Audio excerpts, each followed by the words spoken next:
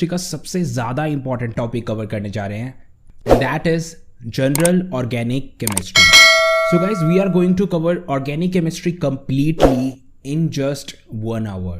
सो guys, इस video में जो मैं आपको बताने वाला हूँ वो आपको ऑर्गेनिक केमिस्ट्री के हर एक चैप्टर में काम आने वाला है. आई नो कि अगर आप जनरल ऑर्गेनिक केमिस्ट्री सर्च कर रहे थे तो इसका मतलब ये होगा कि आप inductive effect, resonance, hyper conjugation जैसी चीज़ों को ढूंढ रहे होगे. तो हाँ, हमने वो चीज़ें की हुई हैं, बट सही टाइम पे. इस वीडियो में हमने हर चीज़ स्टेप बाय स्टेप सीक्वेंशली की है. So let's do general organic chemistry step by step. तो सबसे पहले हम स्टार्ट करेंगे ऑर्गेनिक रिएजेंट से. So what is organic reagents? So हमारे पास एक ऑर्गेनिक मॉलिक्यूल है, उसमें हम रिएजेंट डालते हैं और उस रिएजेंट के कारण हमें एक प्रोडक्ट मिलता है. So this is reagent. इसको हम ऑर्गेनिक रिएजेंट भी कहते हैं और इसे हम अटैकिंग रिएजेंट भी कहते हैं. इसे हम अटैकिंग रिएजेंट इसलिए कहते हैं because it is attacking on organic molecule. So this is also called attacking reagent. अब ऑर्गेनिक रिएजेंट दो टाइप के होते हैं, एक होता है इलेक्ट्रोफाइल, एक होता है nucleophile. So let's see what is electrophile and what is nucleophile. So let's start with electrophile. तो सबसे पहले आता है इलेक्ट्रोफाइल. तो इलेक्ट्रोफाइल दो वर्ड से बना है, एक है इलेक्ट्रो और एक है फाइल. इलेक्ट्रो का मतलब होता है इलेक्ट्रॉन और फाइल का मतलब होता है lover. So electrophile is electron lover. Now let's understand electrophile completely.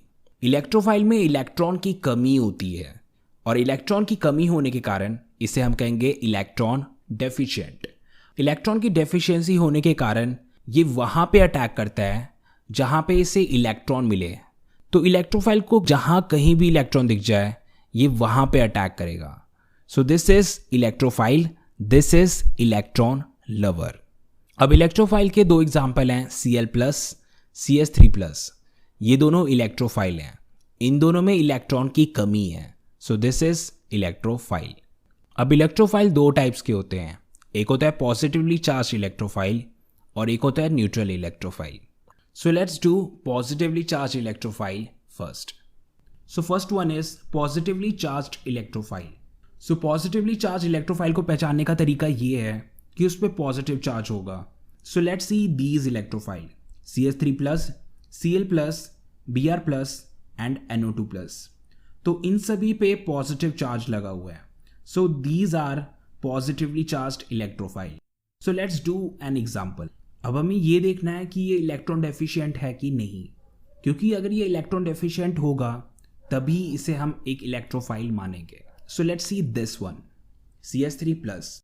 तो सबसे पहले CS3+ को एक्सपैंड करके इस तरीके से ड्रॉ करो.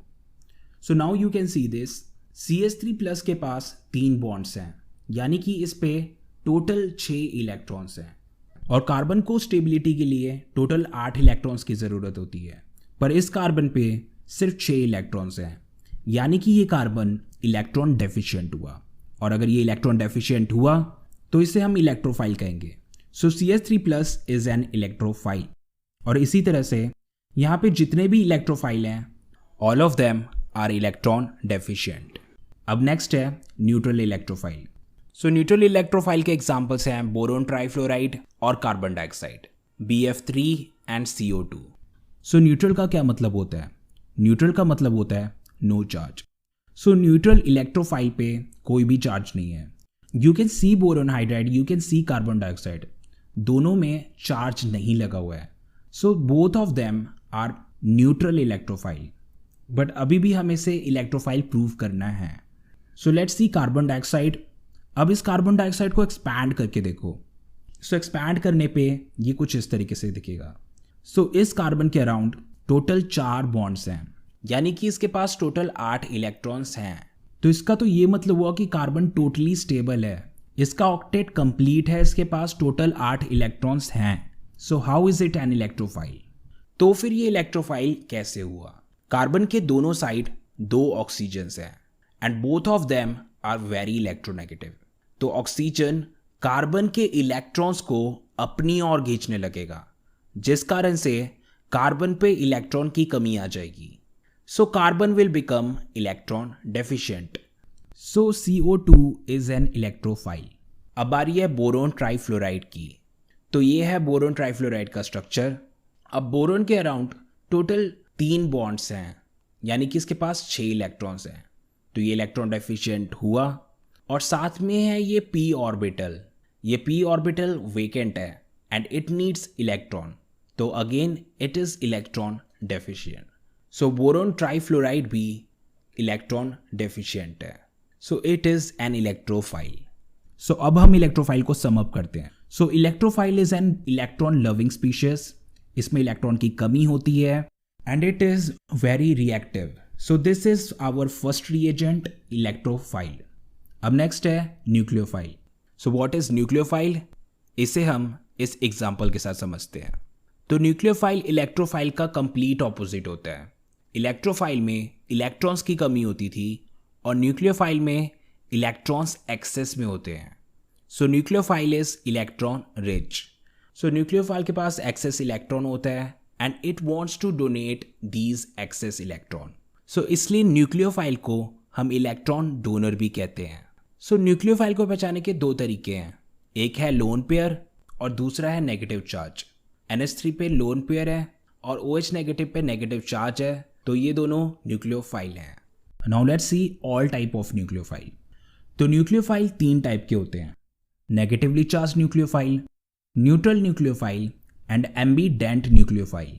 So let's see each of them one by one. तो सबसे पहले आता है नेगेटिवली चार्ज्ड न्यूक्लियोफाइल। सो इसके एग्जाम्पल हैं H negative, OH negative, RO negative, hydride, alcohol and alkoxy. अब इस नेगेटिव चार्ज का मतलब ये है कि इनके पास इलेक्ट्रॉन एक्सेस में है and this negative charge is sine of nucleophile. अब नेक्स्ट है न्यूट्रल न्यूक्लियोफाइल। न्यूट्रल का मतलब कि इस पे कोई चार्ज नहीं होगा। So let's C neutral nucleophile, NH3 and H2O, ammonia and water. Now let's expand both of them. तो ये है NH3। NH3 पे जो ये लोन पेयर है, दीज आर एक्सेस इलेक्ट्रॉन, तो इसके कारण इसे हम कहेंगे न्यूट्रल न्यूक्लियोफाइल। न्यूट्रल इसलिए क्योंकि इस पर कोई चार्ज नहीं एंड न्यूक्लियोफाइल इसलिए क्योंकि इस पर एक्सेस इलेक्ट्रॉन्स हैं। एंड वाटर पे हमारे पास 2 लोन पेयर्स हैं and lone pair is a sign of nucleophile, और अगेन वाटर पे कोई चार्ज नहीं, so it is neutral nucleophile. अब इसी तरीके से ROH और RNH2 ये दोनों भी न्यूक्लियोफाइल हैं। सो ROH पे ये जो 2 डॉट्स ऊपर नीचे लगे हैं, दीज आर लोन पेयर। सो इस पे भी लोन पेयर प्रेजेंट है और दूसरे वाले पे भी लोन पेयर प्रेजेंट है, so both of them are nucleophile. So ये था हमारा न्यूट्रल न्यूक्लियोफाइल। अब नेक्स्ट है ambident nucleophile. So what is an ambident nucleophile? Normal nucleophile पे हमारे पास एक ही एटम पे लोन पेयर्स होते थे, पर इस न्यूक्लियोफाइल में एक लोन पेयर कार्बन पे है, एक लोन पेयर नाइट्रोजन पे है। तो ये न्यूक्लियोफाइल कार्बन से भी अटैक कर सकता है और नाइट्रोजन से भी अटैक कर सकता है। सो इसके पास 2 अटैकिंग साइट्स हैं। So this is cyanide and this is a special type of nucleophile, और इसे हम कहते हैं एम्बीडेंट न्यूक्लियोफाइल। तो हमने न्यूक्लियोफाइल कर लिया। सो हमारे जितने भी रिएजेंट्स थे वो हो गए electrophile as well as nucleophile.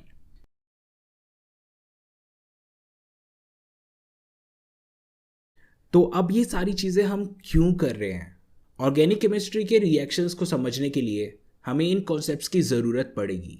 So that's why we are doing all these concepts. तो सबसे पहले हम देखते हैं एक नॉर्मल सा ऑर्गेनिक रिएक्शन।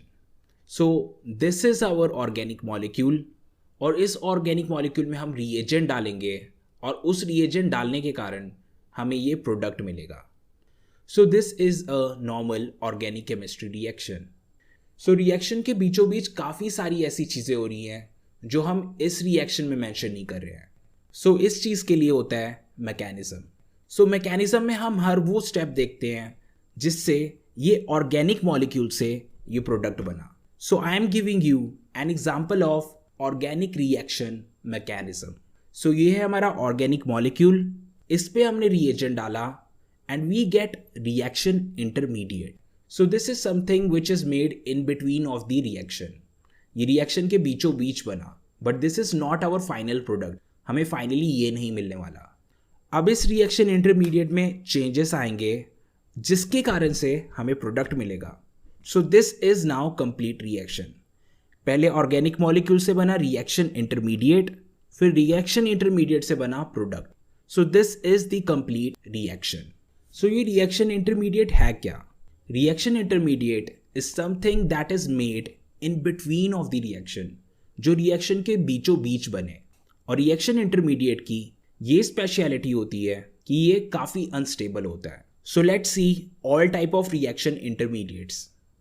तो सबसे पहला है कार्बोकेटायन, दूसरा है कार्बेन आयन, तीसरा है फ्री रेडिकल, फोर्थ है कार्बीन और फिफ्थ है नाइट्रीन। So let's learn about each reaction intermediate step by step. So the first one is carbocation. तो कार्बोकेटायन का क्या मतलब हुआ? तो कार्बोकेटायन में दो वर्ड्स हैं, एक है कार्बो, एक है कैटायन। कार्बो मीन्स कार्बन और कैटायन मीन्स पॉजिटिव चार्ज। सो कार्बोकेटायन में हमारे पास एक कार्बन होता है जिस पे पॉजिटिव चार्ज होता है। So let's look at this example. So this is CH3CH2Cl। अब हम इसे ब्रेक करेंगे। We know that Cl is more electronegative than carbon, तो क्लोरीन इस बॉन्ड के दोनों इलेक्ट्रॉन अपनी ओर ले जाएगा। तो इस कारण से क्लोरीन पे नेगेटिव चार्ज आ गया और कार्बन पे पॉजिटिव चार्ज आ गया। So finally we get this compound CH3CH2+। अब ये जो CH3CH2+ है ये है carbon with a positive charge. So this is carbocation. So इसी तरह से ये भी कार्बोकेटायन है, सभी पे कार्बन पे पॉजिटिव चार्ज है। So all of these are carbocation. अब चलते हैं हम दूसरे रिएक्शन इंटरमीडिएट पे and that is carbanion. तो कार्बेन आयन दो वर्ड से बना है, एक है कार्ब और एक एनायन। कार्ब मीन्स कार्बन और anion means negative charge. So carbanion is a species जिसमें कार्बन के साथ नेगेटिव चार्ज हो। So let's see this compound. So CH3CH2 negative, ये हुआ एक कार्बेन आयन। सो इसी तरीके से ये सारे भी कार्बेन आयन हुए बिकॉज इसमें कार्बन के साथ नेगेटिव चार्ज लगा हुआ है। So this is carbene ion. अब नेक्स्ट है फ्री रेडिकल। फ्री रेडिकल हम ऐसे स्पीशीज को कहते हैं जिसपे एक अनपेयर्ड इलेक्ट्रॉन हो। सो दिस इज एन एलिमेंट और इस पे सिर्फ एक इलेक्ट्रॉन लगा है। सो एक इलेक्ट्रॉन का मतलब ये हुआ कि ये वाला इलेक्ट्रॉन अनपेयर्ड है। So this is a free radical. Now let's look at this compound. So this is a chlorine. UV light के प्रेजेंस पे ये स्प्लिट होगा। अब ये कैसे स्प्लिट होगा? ये स्प्लिट होगा होमोलिटिकली। इसका मतलब ये बराबरी से स्प्लिट होगा। तो इस बॉन्ड का मतलब हुआ इसमें दो इलेक्ट्रॉन है और दो इलेक्ट्रॉन में से एक इलेक्ट्रॉन जाएगा इस क्लोरीन पे और दूसरा इलेक्ट्रॉन जाएगा इस क्लोरीन पे। So finally we get this, we get 2 chlorine free radical. So दोनों क्लोरीन पे एक एक इलेक्ट्रॉन है। So this is a free radical. इसी तरीके से ये सारे कंपाउंड्स भी फ्री रेडिकल होंगे। सो दिस इज फ्री रेडिकल। अब चलते हैं हम फोर्थ रिएक्शन इंटरमीडिएट पे and this is carbene. So carbene में हमारे पास एक कार्बन होता है और उस पर दो इलेक्ट्रॉन्स होते हैं। So this is a carbon with a lone pair. तो इस टाइप के स्पीशीज को हम कहते हैं कार्बीन। नाउ लेट्स सी कि ये कैसे बनता है। So we have a compound CH2N2। अब जब ये स्प्लिट होगा तो इसमें से नाइट्रोजन रिलीज हो जाएगा। So we will get CH2 and N2। So ये वाला कंपाउंड है carbene. So we get a carbene from this compound. अब चलते हैं हम नेक्स्ट कंपाउंड की ओर and this is nitrene. So let's look at these two example. So nitrene में हमारे पास दो लोन पेयर होते हैं और एक बॉन्डेड पेयर होता है। Now let's look at this one. तो इसमें एक पार्ट CH3 के साथ बॉन्डेड है और बाकी बचा दो lone pair. So this is also a nitrene. So these are reaction intermediates और ये रिएक्शन के बीचों बीच बनते हैं and they are very unstable and reactive. तो जब हम रिएक्शन करेंगे then you will observe that. तो अभी तक हमने रिएजेंट्स कर लिए हैं और हमने रिएक्शन इंटरमीडिएट्स भी कर लिए हैं। अब बारी है इस ऑर्गेनिक मॉलिक्यूल को ऑब्जर्व करने की। So this is the time to understand electronic effects. उससे हमें पता लगेगा कि रिएजेंट कहाँ पे अटैक करेगा, क्यों अटैक करेगा। So let's do electronic effect and understand it step by step. So this is a compound. Electronic effect के बाद मुझे ये पता चला कि यहाँ पे इलेक्ट्रॉन डेंसिटी हाई होगी और यहाँ पे इलेक्ट्रॉन डेंसिटी लो होगी. तो जहाँ पे इलेक्ट्रॉन डेंसिटी हाई होगी वहाँ पे मैं डालूंगा नेगेटिव चार्ज, और जहाँ पे इलेक्ट्रॉन डेंसिटी लो होगी वहाँ पे मैं डालूंगा पॉजिटिव चार्ज. अब हमारे पास दो रिएजेंट है, एक है इलेक्ट्रोफाइल और एक है न्यूक्लियोफाइल. तो हमें ये पता है कि positive and negative attract each other. तो इस कारण से ये इलेक्ट्रोफाइल उस पार्ट पे जाएगा जिस पे नेगेटिव चार्ज है और न्यूक्लियोफाइल उस पार्ट पे जाएगा जिस पे पॉजिटिव चार्ज है. So this is the benefit of electronic effect. तो हमारे पास बेसिकली ये चार इलेक्ट्रॉनिक इफेक्ट्स होते हैं. First one is inductive effect, second is resonance, third is hyper conjugation and fourth is electromeric effect. So let's do all of them one by one. तो सबसे पहला electronic effect है inductive effect. So let's see an example and understand it. So this is CS3, CS2, CS2Cl.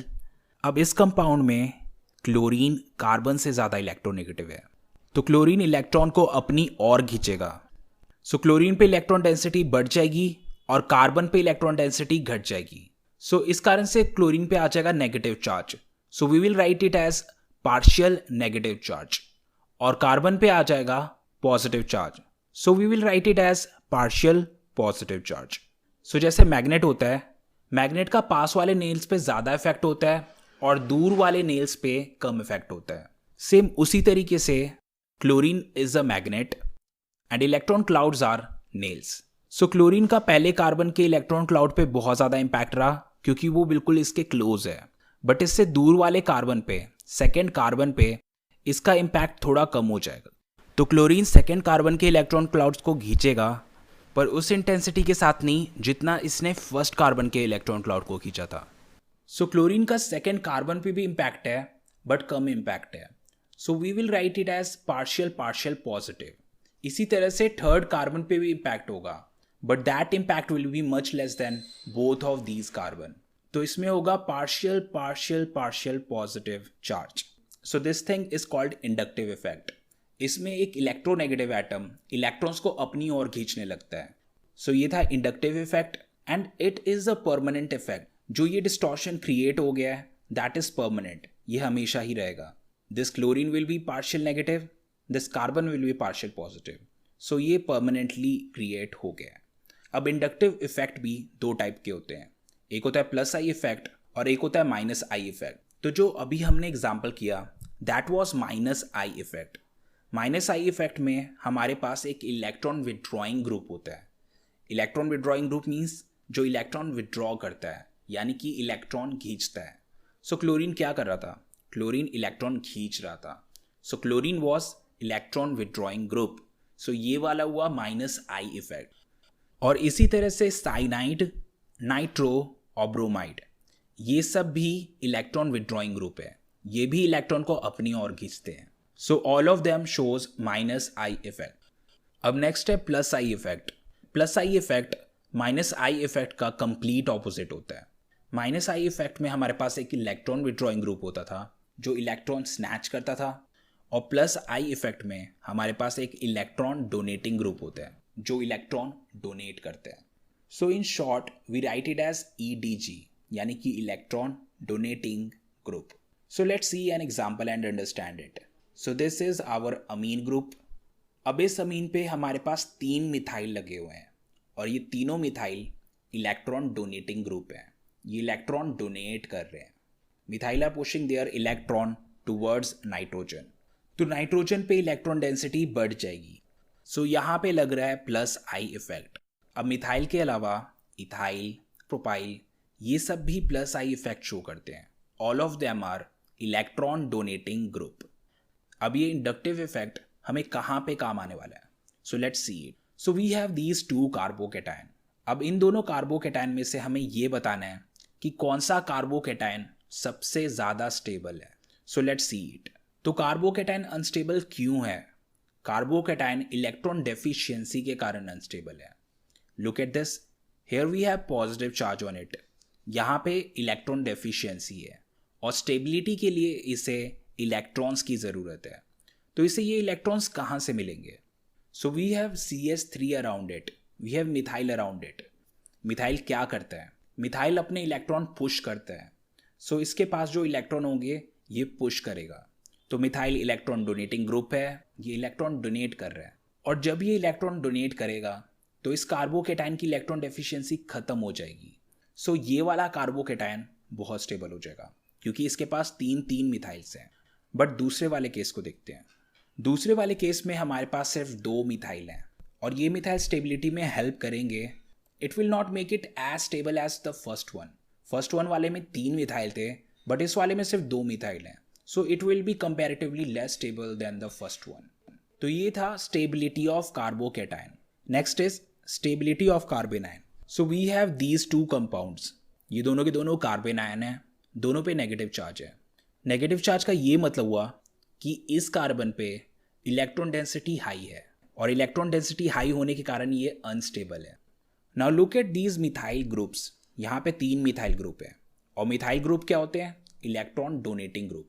तो ये अपने electron इस carbon की ओर push कर रहे हैं। तो उससे क्या होगा? इस कार्बन पे इलेक्ट्रॉन डेंसिटी पहले ही हाई थी, अब और भी ज़्यादा हाई हो जाएगी। तो इससे क्या हुआ? This carbanion became highly unstable. Now look at this second one. So यहाँ पे हमारे पास 2 मिथाइल है which is less than the previous one. So ये 2 मिथाइल अपने इलेक्ट्रॉन पुश कर रहे हैं, they are electron donating group, हमें पता है। But it will not affect this carbanion as much as the first one क्योंकि वहाँ पे 3 मिथाइल थे और यहाँ पे सिर्फ 2 मिथाइल हैं। So the first one was highly unstable and the second one is comparatively less stable. तो इसका ये मतलब हुआ that second one is more stable than the first one. तो इंडक्टिव इफेक्ट यहाँ पे काम आता है। So let's see next application of inductive effect. So next is stability of acid. So we have 2 acids here. अब इन दोनों में कार्बोक्सिलिक एसिड लगा हुआ है। So what actually makes them acid? This part. अगर ये H पॉजिटिव को यानी कि प्रोटॉन को इजीली लूज कर देता है then it is a good acid. So इन दोनों में से जो कोई भी H पॉजिटिव को इजीली लूज कर दे that will be the best acid. अब हमें ये पता लगाना है कि इन दोनों में सबसे ज़्यादा एसिडिक कौन है। तो सबसे पहले दोनों को एक्सपैंड करो। So let's look at the first one. So we have chlorine around this carbon. और क्लोरीन का क्या काम होता है? It is electron withdrawing group. ये इलेक्ट्रॉन्स अपनी ओर स्नैच करता है। So we have 3 chlorines here यानी कि हमारे पास 3 इलेक्ट्रॉन विड्रॉइंग ग्रुप है। So they will snatch electron towards them. So इसके रिटर्न में क्या होगा? This carbon will snatch electron from this carbon and this carbon will snatch electron from this oxygen. अब ये ऑक्सीजन क्या करेगा? This oxygen will snatch electrons from this hydrogen और इस कारण से ये दोनों इलेक्ट्रॉन चले जाएंगे ऑक्सीजन की ओर और हाइड्रोजन के पास इलेक्ट्रॉन बचेगा नहीं and this H will leave as H positive. So 3 chlorine के कारण इसमें इतनी इलेक्ट्रॉन डेफिशिएंसी क्रिएट होगी कि H पॉजिटिव इस कंपाउंड को छोड़ देगा। सो this compound is very acidic. अब हम चलते हैं नेक्स्ट कंपाउंड पे। सो इस कंपाउंड में हमारे पास 2 क्लोरीन। तो ये 2 क्लोरीन भी इलेक्ट्रॉन डेफिशिएंसी क्रिएट करेंगे but not more than the previous one. So yes H positive will leave this compound but it will not be as acidic as the previous one. पहले वाले में 3 electron withdrawing group थे और दूसरे वाले में 2 electron withdrawing group. So the first one is more acidic and second one is comparatively less acidic. तो ये था acidic strength. अब next है basic strength. So let's do it. Now let's look at these 2 compound. Now we have these amine groups. अब इन दोनों पे lone pair लगा हुआ है। अब lone pair के कारण ये होंगे लुईस बेस। जो अपना लोन पेयर इजीली डोनेट कर दे that is a good base. So let's see which one is a good base. तो सबसे पहले वाले में हमारे पास 3 मिथाइल ग्रुप्स हैं और तीनों मिथाइल क्या हैं? Electron donating group. So they will push their electron towards nitrogen. So nitrogen पे इलेक्ट्रॉन डेंसिटी बढ़ जाएगी। अब इस नाइट्रोजन पे जो लोन पेयर है that is very likely to donate that lone pair. So that's what make it a very very strong base. अब next देखते हैं। नेक्स्ट वाले में सिर्फ 2 मिथाइल ग्रुप्स हैं। सो इसमें इलेक्ट्रॉन डेंसिटी बढ़ेगी but not as much as the first one. तो ये वाला भी लोन पेयर्स डोनेट करेगा but not as strongly as the first one. So अगर बेसिसिटी की बात करें first one is more basic than the second one. तो ये था strength of base. So this was our first electronic effect, inductive effect. अब चलते हैं हमारे नेक्स्ट इलेक्ट्रॉनिक इफेक्ट पे, एंड दैट इज रेजोनेंस. अब नेक्स्ट इलेक्ट्रॉनिक इफेक्ट है रेजोनेंस. सो रेजोनेंस एक ऐसा इलेक्ट्रॉनिक इफेक्ट है जिससे कंपाउंड काफ़ी स्टेबल हो जाता है. सो दिस इज बेंजीन और इस पे होता है रेजोनेंस. सो बेंजीन में ये डबल बॉन्ड्स ऑल्टरनेटली प्लेस्ड हैं, यानी कि डबल बॉन्ड्स एक गैप के बाद है. So this is a sign of resonance. तो इसमें रेजोनेंस होगा. अब देखते क्या होगा. अब रेजोनेंस के कारण ये डबल बॉन्ड शिफ्ट होंगे. तो ये वाला बॉन्ड गया इधर, ये वाला इधर एंड ये वाला इधर. तो ये सारे डबल बॉन्ड्स डिस्प्लेस हो गए. Finally this is what we get. अब ये वाले डबल बॉन्ड शिफ्ट होंगे. All of these double bond will shift. So double bond shift होने के बाद we will get this structure once again. तो यही चेंज चलता रहेगा. This structure will convert into this structure and this structure will convert into this structure. So this is resonance. Resonance is a sign of stability. ये जिस भी compound में होता है वो काफ़ी स्टेबल हो जाता है. अब रेजोनेंस के लिए एक चीज़ बहुत ज़रूरी होती है एंड दैट इज़ कंजुगेशन. अगर कंजुगेशन होगा सिर्फ और सिर्फ तभी रेजोनेंस होगा. So let's look at all type of conjugation. So these are all type of conjugation. तो पहला है डबल बॉन्ड, फिर सिंगल बॉन्ड, फिर डबल बॉन्ड. तो ये डबल बॉन्ड्स ऑल्टरनेटली प्लेस्ड हैं. So this is a sign of conjugation. और अगर कंजुगेशन होगा तो रेजोनेंस होगा. जैसा कि हमने पिछले एग्जाम्पल में भी देखा था, उसमें इस टाइप का कंजुगेशन था. अब डबल बॉन्ड को हम कहते हैं pi bond. So this is also called pi pi conjugation. अब नेक्स्ट है पी पाई कंजुगेशन. तो इसमें आप नोटिस कर सकते हो हमारे पास एक डबल बॉन्ड है और एक बॉन्ड के बाद हमारे पास लोन पेयर है. तो अगर हमें ऐसा स्ट्रक्चर मिले तो रेजोनेंस होगा. तो इस डबल बॉन्ड को कहेंगे pi bond and this lone pair is a sign of p orbital. So this is p pi conjugation. अब नेक्स्ट है ये वाला कंजुगेशन. अब यहाँ पे एक डबल बॉन्ड है और एक बॉन्ड के बाद हमारे पास पॉजिटिव चार्ज है. सो अगर ये होगा तो रेजोनेंस होगा. So these are all type of conjugation. अगर ये होंगे सिर्फ और सिर्फ तभी रेजोनेंस होगा, वरना नहीं होगा. तो रेजोनेंस के लिए कंजुगेशन ज़रूरी है. कंजुगेशन नहीं होगा तो रेजोनेंस नहीं होगा. Now look at this compound. इसमें पहले डबल बॉन्ड है, फिर सिंगल बॉन्ड, फिर दोबारा सिंगल बॉन्ड और फिर बाद में double bond. So this compound is not in conjugation. Conjugation के लिए डबल बॉन्ड ऑल्टरनेटली प्लेस्ड होना चाहिए, पर यहाँ पे डबल बॉन्ड ऑल्टरनेटली नहीं है. So this is not in conjugation, यानी कि इस पे रेजोनेंस नहीं होगा. Now next electronic effect. So let's do hyper conjugation. तो हाइपर कंजुगेशन क्या है? So let's do N example and understand it. So this is propene. अब इस प्रोपीन में हमारे पास एक डबल बॉन्ड है. So this is double bond और डबल बॉन्ड के बाद इस वाले कार्बन को हम अल्फा कार्बन कहेंगे. और अल्फा कार्बन पे ये जो हाइड्रोजन्स लगे हैं, these hydrogens are called alpha hydrogens. So जैसे डबल बॉन्ड और डबल बॉन्ड में कंजुगेशन होता था, सो उसी तरीके से अल्फा कार्बन और अल्फा हाइड्रोजन के बीच में ये जो बॉन्ड है और ये जो डबल बॉन्ड है, इन दोनों के बीच में कंजुगेशन होगा. So hyper conjugation is also a type of resonance. So let's do it step by step. So ये अल्फा कार्बन और अल्फा हाइड्रोजन के बीच में जो बॉन्ड है, इसे इधर शिफ्ट कर दो. सो हमने शिफ्ट कर दिया. अब क्या हुआ? अब इस कार्बन पे टोटल 5 बॉन्ड्स हो गए हैं. सो इसमें इलेक्ट्रॉन डेंसिटी बहुत ज़्यादा हाई हो गई है. तो क्या होगा? So this double bond will shift here. इस डबल बॉन्ड में से जो ये एक बॉन्ड है, उसमें से 2 इलेक्ट्रॉन इधर शिफ्ट हो जाएंगे. तो अब फाइनली ये बैलेंस हो गया. So this is finally what we get. So this compound will turn into this compound and this compound will turn back into this compound. तो यही वाला चेंज चलता रहेगा. Both of them will interconvert into each other. So this is hyperconjugation. पर अब notice करने वाली बात यह है कि अल्फा कार्बन और अल्फा हाइड्रोजन के बीच में अब कोई बॉन्ड एग्जिस्ट करता ही नहीं है. So that's why it is also called bondless resonance. इसमें रेजोनेंस हो रहा है, बट रेजोनेंस के टाइम में एक बॉन्ड गायब ही हो गया. And it is also called sigma pi conjugation. क्योंकि ये वाला बॉन्ड सिग्मा बॉन्ड है और ये वाला बॉन्ड पाई बॉन्ड है। So this is sigma pi conjugation. Question ये आता है कि बॉन्ड ना होते हुए भी ये दोनों कैसे कनेक्टेड है। भले ही इन दोनों के बीच में से इलेक्ट्रॉन निकल गया हो, बट फिर भी इन दोनों के बीच में ओवरलैपिंग अभी भी एग्जिस्ट करती है। So that's why both of them are connected. इसमें से सिर्फ इलेक्ट्रॉन डीलोकलाइज हो गया है, बट ओवरलैपिंग अभी भी एग्जिस्ट करती है। जिस कंपाउंड में हाइपर कंजुगेशन होता है वो कंपाउंड काफ़ी स्टेबल हो जाता है।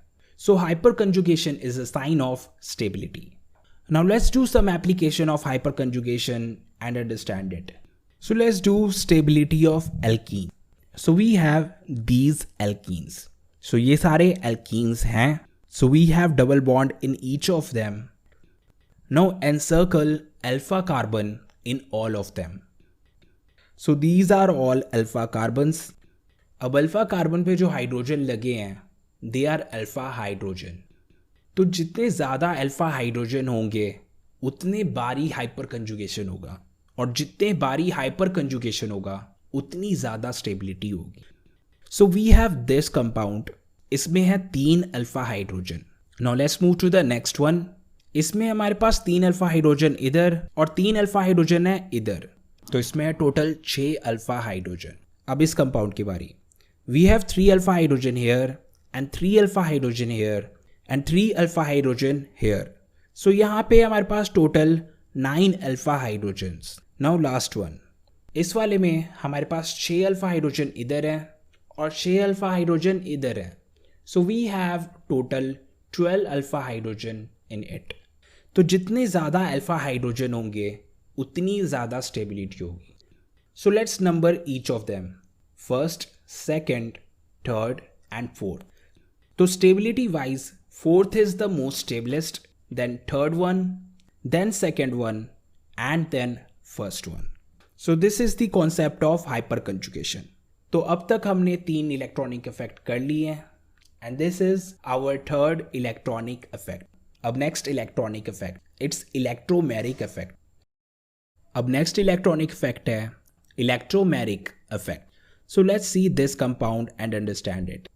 So इस compound में एक डबल बॉन्ड है और ये डबल बॉन्ड नॉर्मल रहेगा जब तक लिए हम इसमें कोई रिएजेंट ना डालें। सो रिएजेंट के इम्पैक्ट में ये डबल बॉन्ड डिस्टॉर्ट हो जाएगा। सो लेट्स से कि ए और बी में से बी ज़्यादा इलेक्ट्रोनेगेटिव है, तो रिएजेंट डालने के कारण this bonds electron will shift towards B. तो बी पे आ गया पार्शियल नेगेटिव चार्ज और ए पे आ गया पार्शियल पॉजिटिव चार्ज। अब जैसे ही हम इसमें से रिएजेंट हटाएंगे this compound will turn back to this compound. So जब तक लिए हम रिएजेंट डालेंगे तब तक के लिए डिस्टॉर्शन होगा और रिएजेंट हटाते ही ये डिस्टॉर्शन खत्म हो जाएगा। So this is electromeric effect and this effect is temporary. ये परमानेंटली नहीं होता, it happens till we have a reagent in this compound. अब इलेक्ट्रोमेरिक इफेक्ट भी 2 टाइप के होते हैं, एक होता है प्लस ई इफेक्ट और एक होता है minus E effect. So let's see what's the difference. So plus E effect में रिएजेंट इलेक्ट्रोफाइल होता है और माइनस ई इफेक्ट में रिएजेंट न्यूक्लियोफाइल होता है। So let's see plus E electromeric effect first. So this is our alkene और इस पे H पॉजिटिव अटैक करेगा। सो H पॉजिटिव है हमारा electrophile. So this is plus E effect. अब इस अटैकिंग रिएजेंट के कारण ये डबल बॉन्ड डिस्टॉर्ट हो जाएगा। The electron of this bond will shift on this carbon. तो इससे क्या होगा, इस कार्बन पे आ जाएगा पॉजिटिव चार्ज और इस कार्बन पे आ जाएगा नेगेटिव चार्ज। अब हमें ये पता है कि positive and negative attract each other. So H positive इस नेगेटिव कार्बन के साथ अट्रैक्ट होगा। So ultimately we will get this compound. अब नेक्स्ट है माइनस ई इलेक्ट्रोमेरिक इफेक्ट। अब माइनस ई इफेक्ट में हम न्यूक्लियोफाइल यूज़ करते हैं। So let's use it here. So this is our carbonyl और this is our cyanide. So cyanide हुआ हमारा nucleophile, this is our reagent जिसके कारण इसमें इलेक्ट्रोमेरिक इफेक्ट होगा। सो कार्बोनाइल में क्या होगा, कार्बोनाइल का ये डबल बॉन्ड डिस्टॉर्ट हो जाएगा। Electron will shift on oxygen. So carbon पे आ जाएगा पॉजिटिव चार्ज और ऑक्सीजन पे आ जाएगा नेगेटिव चार्ज। अब हमें ये पता है कि negative and positive attract each other, so cyanide इस पॉजिटिव पार्ट के साथ जाएगा, so we will get this compound. So this is our minus E effect. इसमें हमने न्यूक्लियोफाइल यूज किया and this is a temporary effect. जब तक ये रिएजेंट है तब तक के लिए ये डिस्टॉर्शन होगा, और जब रिएजेंट हट गया तो ये डिस्टॉर्शन खत्म हो जाएगा. So these were electronic effect. Organic chemistry को समझने के लिए इस कॉन्सेप्ट को समझना ज़रूरी है, और जब जब हम ऑर्गेनिक केमिस्ट्री करेंगे this concept will come again and again. You will see that. So this was electronic effect. अब चलते हैं हमारे नेक्स्ट कॉन्सेप्ट पे. अब चलते हैं ऑर्गेनिक रिएक्शंस पे. Now it's time to do organic reactions. तो ऑर्गेनिक रिएक्शन बेसिकली 4 टाइप के होते हैं. First one is substitution reaction, second is addition reaction, third is elimination reaction and fourth is rearrangement reaction.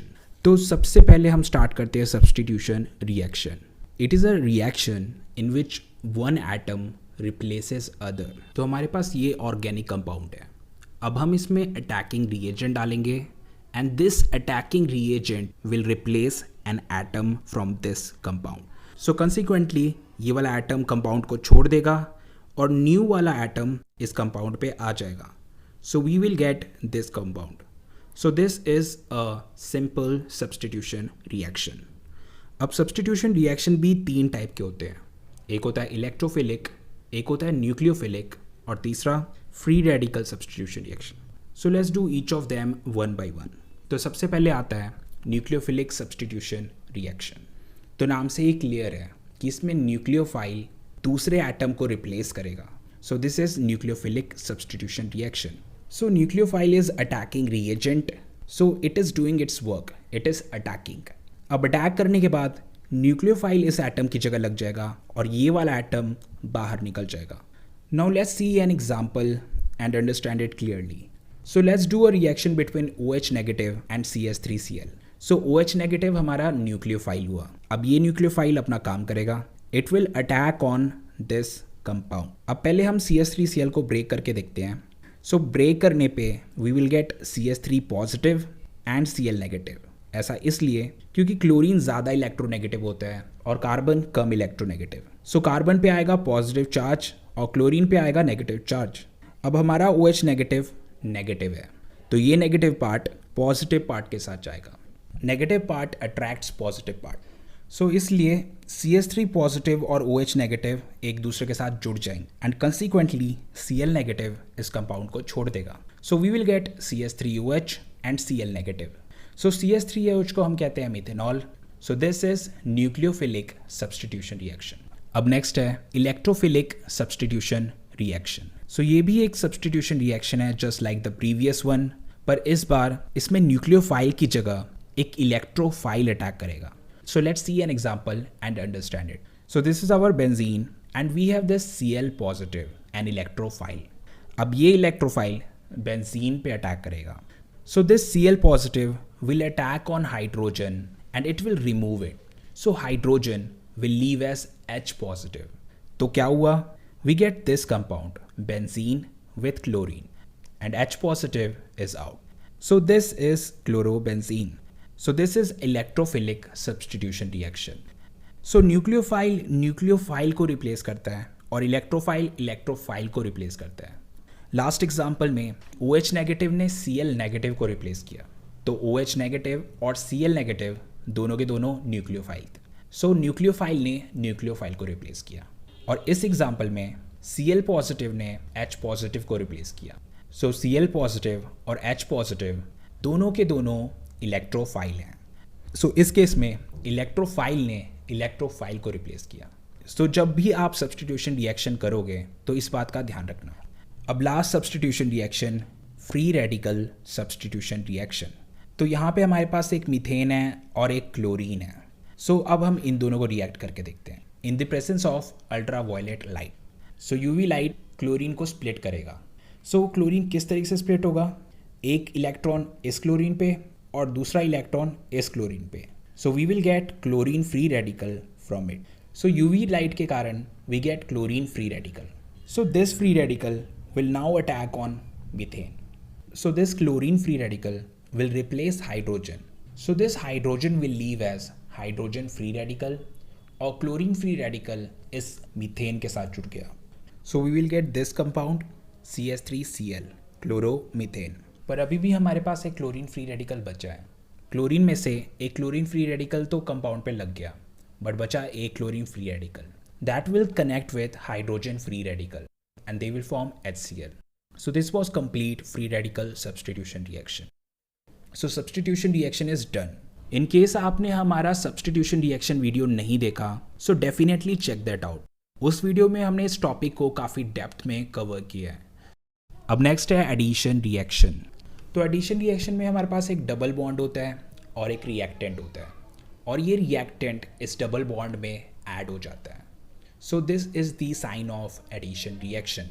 और दूसरा तरीका addition reaction को पहचानने का, एडिशन रिएक्शन में रिएक्शन के बाद ट्रिपल बॉन्ड डबल बॉन्ड में चेंज हो जाता है और डबल बॉन्ड सिंगल बॉन्ड में चेंज हो जाता है. So this is the sign of addition reaction.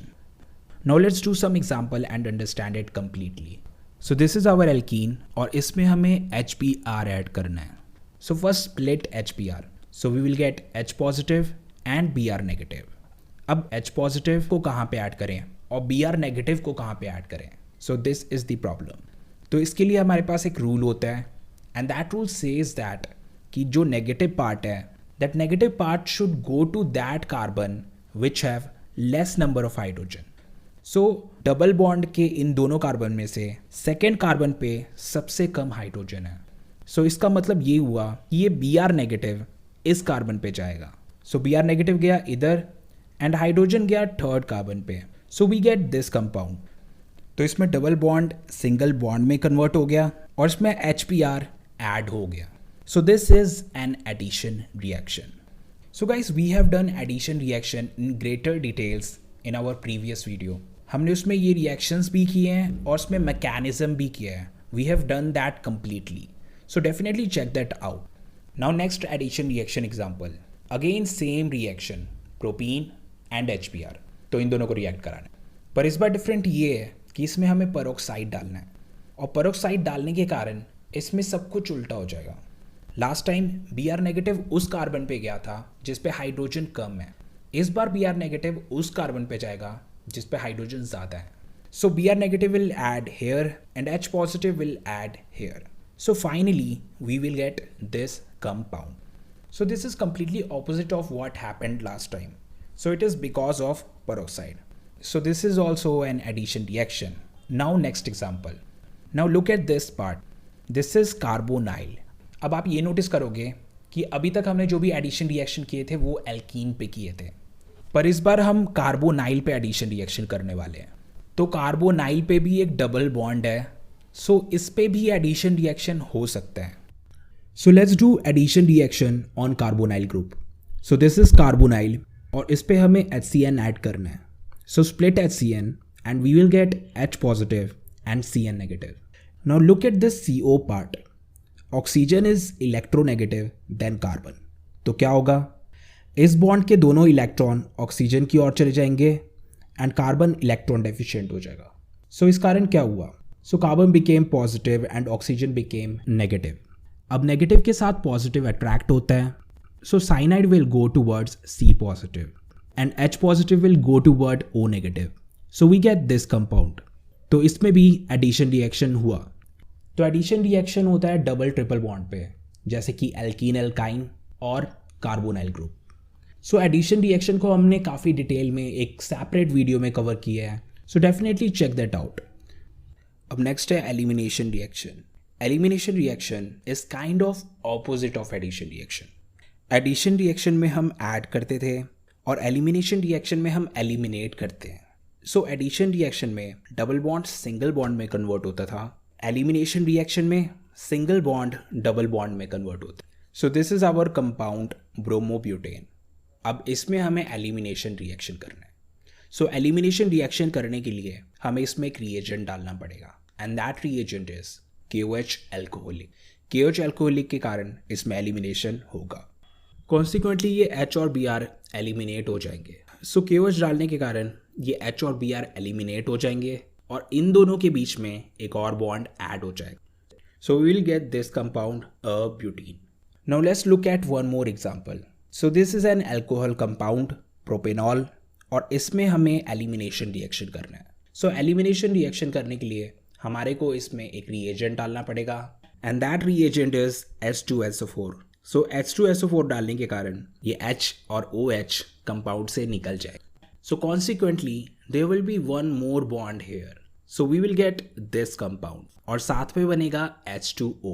So H2SO4 डालने के कारण इसमें से H और OH पार्ट निकले थे और ये दोनों मिलके बनाते हैं H2O. So H2SO4 को हम डिहाइड्रेटिंग एजेंट भी कहते हैं, यानी कि ये वाटर को रिमूव कर. So H2SO4 के कारण इसमें से वाटर एलिमिनेट हुआ. So this is also called dehydration elimination reaction. So these two example are enough for this video. पर अगर आपको एलिमिनेशन रिएक्शन डेप्थ में करना है then you can check out our elimination reaction video. उसमें हमने elimination reaction detail में cover किया है. तो अब तक हमने सब्स्टिट्यूशन रिएक्शन कर लिया, एडिशन रिएक्शन कर लिया, एलिमिनेशन रिएक्शन कर लिया. Now let's look at another reaction, rearrangement reaction. तो रीअरेंजमेंट का आपको मतलब पता होगा. सो रीअरेंजमेंट का मतलब होता है रीअरेंज करना, यानी कि दोबारा अरेंज करना. So let's look at this example. So this is a primary carbocation और इसमें rearrangement reaction होगा. So this is a methyl. अगर इस मिथाइल को हम rearrange करें so ये मिथाइल चले जाएगा इधर. So we will get this.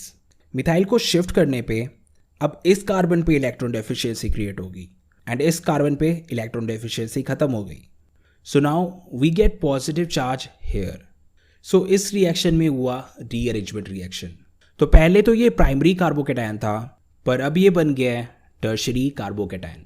अब क्योंकि कार्बोकेटायन स्टेबल होना चाहता है so it will spontaneously change into tertiary carbocation. सो इस रिएक्शन में हमें कोई रिएजेंट डालने की ज़रूरत नहीं है.